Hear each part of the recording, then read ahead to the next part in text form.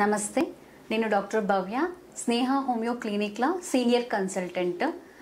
ఈరోజు మనము పీసీఓడి అంటే చాలా అమ్మాయిలకి ఈ ప్రాబ్లం నుంచి సఫర్ అవుతుంటారు. పీసీఓడి అంటే పాలిసిస్టిక్ ఓవరియన్ డిజీజ్.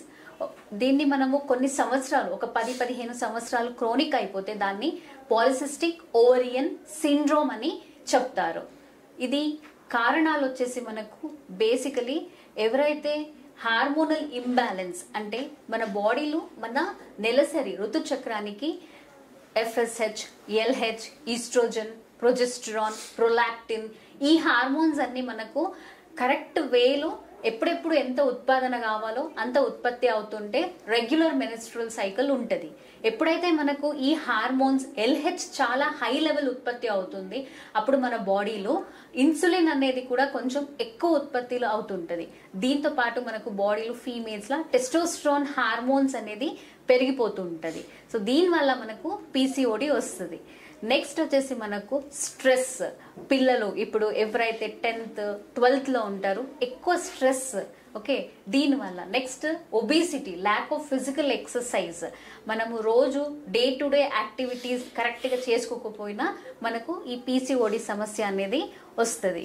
ఇక్కడ మనకు నెక్స్ట్ పేషెంట్స్కి ఫస్ట్ ఇర్రెగ్యులర్ మెన్స్ట్రువల్ సైకిల్ ఉంటుంది. 6 నెలలైనా మనకు ఋతుచక్రం కరెక్ట్గా రాకపోవడము, వెయిట్ గెయిన్ అవుతూ ఉంటారు, సైకలాజికలీ కొంచెం ఇరిటేట్ అవ్వడము, తొందరగా కోపపడము, ఇలాంటివి కూడా మనకు కనిపిస్తూ ఉంటుంది. సో ఇది ఏజ్ వచ్చేసి మనకు మెన్స్ట్రువల్ సైకిల్ స్టార్ట్ అయినప్పటి నుంచి మనకు ఏ ఏజ్ గ్రూప్ వాళ్ళకైనా ఎఫెక్ట్ అవుతారు. మెన్స్ట్రువల్ సైకిల్ రెగ్యులర్ లేదు, మనకు డిలేడ్ అవుతుంది, ఇలా వెయిట్ గెయిన్ అవుతుంది అన్న వాళ్ళు మనం కన్సిడర్ చేసుకోవచ్చు.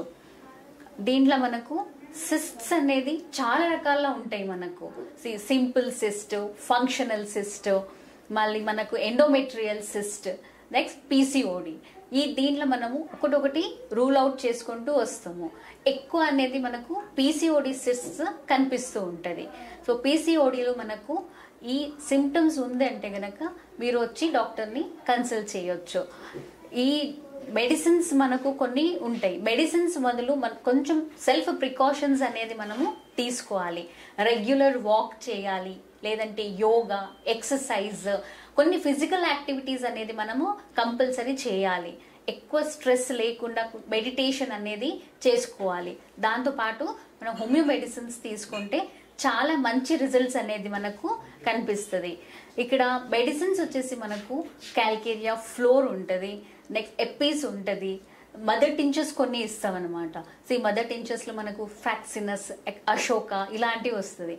బేసికలీ మనకు జెనెటిక్ కాన్స్టిట్యూషనల్ సిమిలిమం ఏముంటుంది, మన అన్ని శరీర తత్వం, మళ్ళీ ఎలా రకమైన మీకు ఎందుకు ఇట్లా హార్మోనల్ ఇంబ్యాలెన్స్ వల్ల వస్తుందా, స్ట్రెస్ ఎక్కువ ఉందా, ల్యాక్ ఆఫ్ ఫిజికల్ యాక్టివిటీ, ఇవన్నీ మనము టోటాలిటీ ఆఫ్ సిమ్టమ్స్ని గ్రేడ్ చేసుకొని మెడిసిన్స్ అనేది ఇస్తాము.